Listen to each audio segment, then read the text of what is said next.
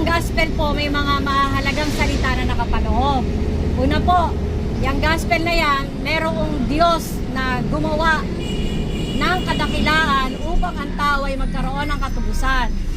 Nagkatawan tao ang salita, walang iba kundi si Kristo Jesus, na buhay sa kalagitnaan natin at ginanap niya lahat ng mga hinihingi ng kautusan upang tayo ay magkaroon ng tinatawag na katubusan. Dahil tao tayo, mga makasalanan, hindi natin naabot ang pamantayan ng Diyos. Kung kaya't ang kabayaran po ng kasalanan, kamatayan. Kaya po tayo dumadanas ng tinatawag na physical death. Pero meron pa pong isang uri ng kamatayan na nais ipaabot ng Diyos. Yung pong tinatawag na kamatayang walang hanggan. Yung pong kalagayan ng tao na siya ay nahatulan na sa apoy ng impyerno. At ang tao pong napasok doon, sabi ng Panginoong Jesus, hindi na po siya maaaring makalabas pa.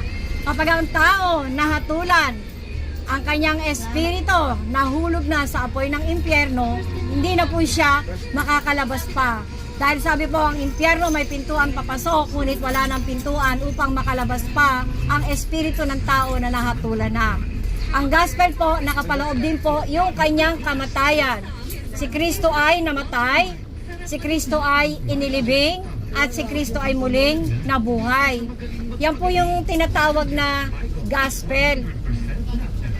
Kaya po mahalaga na maunawaan nyo po yung nakapaloob na salita sa tinatawag na gospel o mabuting balita o magandang balita. Dahil kapag hindi nyo po naunawaan ang nakapaloob na kadakilaan na ginawa ng Diyos sa salitang gospel o mabuting balita, hindi na po yan maganda o mabuting balita.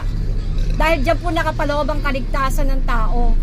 Wala na po tayong ibang gospel pa. Liban sa si Kristo ay namatay, si Kristo ay inilibing, at si Kristo ay muling nabuhay.